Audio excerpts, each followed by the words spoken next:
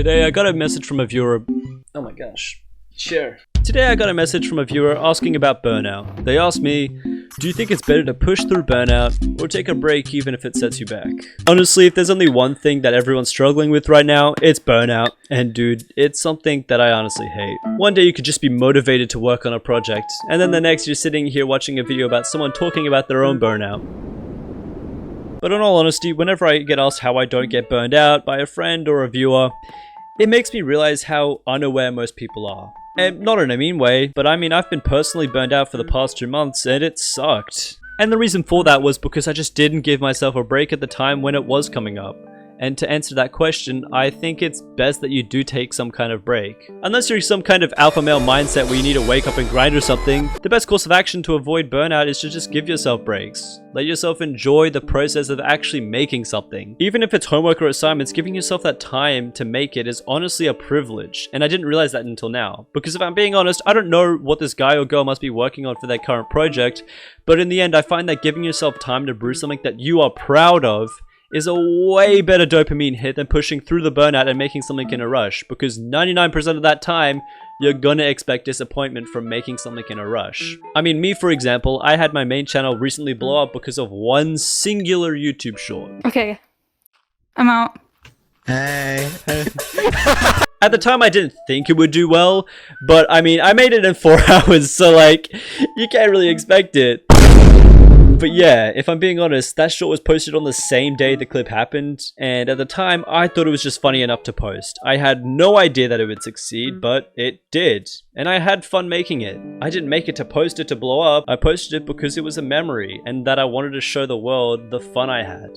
And reflecting on it now, I wish I just posted when I felt like after that short. Because after that YouTube short hit 3 million views in the span of a week, I kept on trying to repeat the same formula over and over again, and all that left me was with burnout in the end.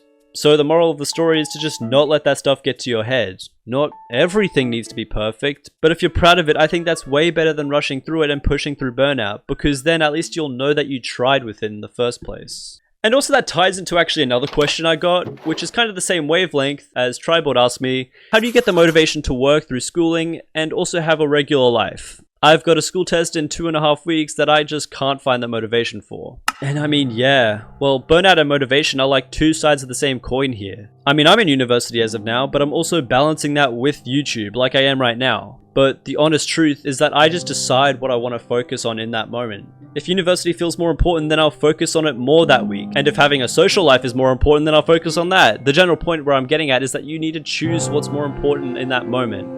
And at the time of posting this current video, you only have about 1.5 weeks left, but that's still time to get into it, man. I think that if anything, you've just got to do it yourself. The truth is, I'm just here to give advice and speak my opinion. And if I were actually in your shoes, I'd probably not try to seek validation or find motivation in YouTube videos. Because in all honesty, what's going to happen is that you're going to end up watching these videos out there telling you to lock in, but the only person that will really tell yourself to get into it is yourself.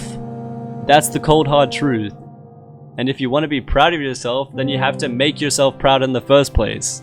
Tell yourself the benefits that come from doing well on this test in the first place. Don't worry about what Jimmy and Jack are gonna say if you don't hop online and chop trees in Minecraft. Follow what you want to do. Don't let others get in the way of where you want to be in the future.